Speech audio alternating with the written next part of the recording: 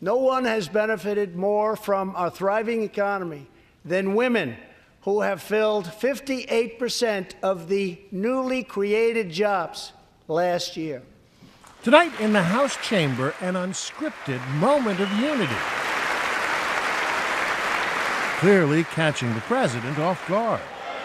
You weren't supposed to do that. Thank you very much. This new Congress includes a record number of women, more than 100 of them, a huge block in the Democrats' new majority. Democratic Congresswomen wore all white, their ranks and their determination enhanced. Don't sit yet. You're going to like this. The president congratulated them.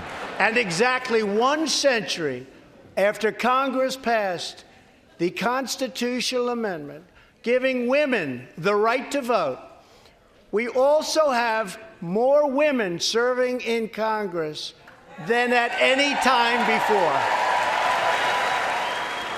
The State of the Union is usually a display of national unity through gritted teeth. The atmosphere this year especially toxic, even though on the surface it was all smiles. Millions of our fellow citizens are watching us now gathered in this great chamber, hoping that we will govern not as 2 parties, but as one nation. The president insisted the State of the Union is sound, but he also acknowledged deep divisions. An economic miracle is taking place in the United States, and the only thing that can stop it are foolish wars, politics, or ridiculous partisan investigations. Speaker Nancy Pelosi single-handedly delayed this speech for a week over the White House's objections.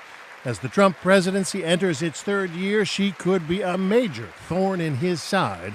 But instead of throwing down the gauntlet, tonight the president called for unity. There is a new opportunity in American politics if only we have the courage together to seize it. Tonight, Justice Kavanaugh was there in the chamber, his presence on the Supreme Court, one of President Trump's proudest trophies. But Democrats haven't forgotten his bitter confirmation fight. Tonight, Representative Alexandria Ocasio-Cortez brought along one of the activists who famously cornered Senator Jeff Flake in an elevator, unwilling to take responsibility for his own actions, prompting him to second-guess his support for Kavanaugh. Her +1 sending a pointed message. Another +1 statement from New Jersey Representative Bonnie Watson-Coleman. She brought an undocumented immigrant as her guest. Victorina Morales is really the face of what I believe is the majority of immigrants and undocumenteds in this country. She's hardworking, she's honest, she contributes to the community. Victorina Morales was also gainfully employed until recently as a housekeeper at Donald Trump's golf course in Bedminster, New Jersey. El ambiente era de que lo trataran a uno de burro, de estúpido. Estoy hablando por los 12 millones que estamos aquí. Her story first reported in the New York Times. She's also the face of Trump hypocrisy. President Trump insists illegal immigration isn't just a problem, but a threat. This is a moral issue. The lawless state of our southern border is a threat to the safety, security, and financial well-being of all America. He still wants his border wall. Walls work and walls save lives. As my colleague Matt Gutman has shown on Nightline in recent months, the situation along the border is tricky, even in places like Yuma, Arizona, where there already is a wall. How high is this wall? This is a 16-foot wall. This is the area on Monday where we had a group of 376 individuals enter the United States illegally, but most of them came under the wall. In my 30 years in the Border Patrol, I have not been a part of arresting a group of 376 people. That's really unheard of. The number of people crossing the southern border illegally has declined dramatically since 2006, with a slight uptick in the last year. But the type of people crossing has changed. Families up by 280% from a year ago, many of them seeking to escape violence and poverty in Central America.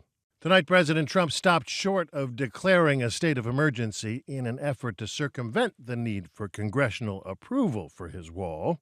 Tonight, I am asking you to defend our very dangerous southern border out of love and devotion to our fellow citizens and to our country.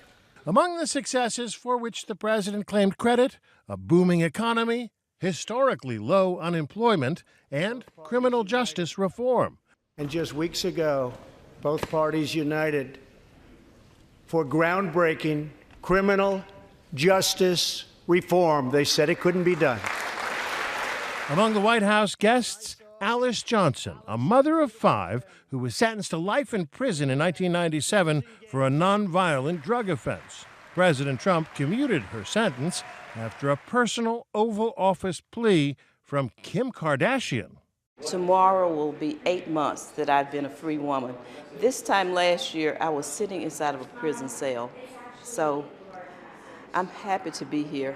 This legislation reformed sentencing laws that have wrongly and disproportionately harmed the African American community. Trump also held out hope for a major long-term goal, finally ending the scourge of HIV/AIDS in America. My budget will ask Democrats and Republicans to make the needed commitment to eliminate the HIV epidemic in the United States within 10 years. The president spent part of tonight's speech on foreign policy, declaring progress in the fight against ISIS and Islamic extremists. Great nations do not fight endless wars. Having overruled some of his generals and ordered U.S. troops to withdraw from Syria, Trump now seems determined to end America's longest war in Afghanistan. ABC's David Muir was in Kabul over the weekend, where U.S. troops continue to fight the Taliban, even as political leaders negotiate with the Taliban, hoping to end the war. The political talks, I do think, are positive. I've talked about this fight multiple times, and it is a fight. Neither side will win it militarily. So if neither side's going to win it militarily, you have to move into towards a political settlement here. Do you think those political talks with the Taliban are a key part of any endgame here? Absolutely. 2 years in, President Trump has lost some room to maneuver. You have the votes. You should pass it. No, we don't have the votes, Nancy. Divided government, plus a growing number of investigations, threatens to hamstring him. I, Donald John Trump. The Southern District of New York opened a new front, subpoenaing documents from President Trump's inaugural committee. The Trump inaugural now joins the Trump campaign, the Trump Foundation, the Trump transition, and the Trump White House in the long list of entities facing criminal investigation. Democrats in Congress will help to determine what becomes of these investigations. Tonight, the audience included several men and women hoping to replace Trump.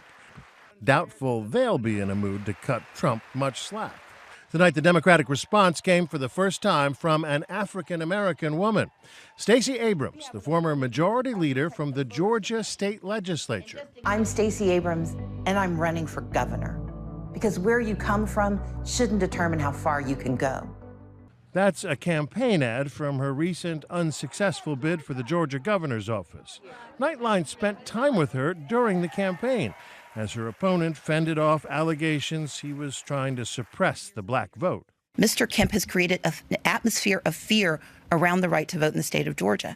Tonight, Abrams raised the issue of voting rights again. This is the next battle for our democracy, one where all eligible citizens can have their say about the vision we want for our country. She also sought to pin the blame for the recent government shutdown entirely on the White House. The shutdown was a stunt, engineered by the President of the United States, one that defied every tenet of fairness and abandoned not just our people, but our values. We may not have heard the last of the shutdown. The government due to run out of money again later this month. President Trump clearly doesn't want that to happen. I am asking you to choose greatness. But as he's already discovered this year, the art of the deal in this environment is very different from what he's accustomed to. Tonight, one of his biggest applause lines was his suggestion that it's time for a new approach. We must reject the politics of revenge, resistance, and retribution, and embrace the boundless potential of cooperation, compromise, and the common good. Even Speaker Pelosi leapt to her feet to endorse that idea. Whether it's anything more than wishful thinking will depend on her and him. I'm David Wright for Nightline in New York.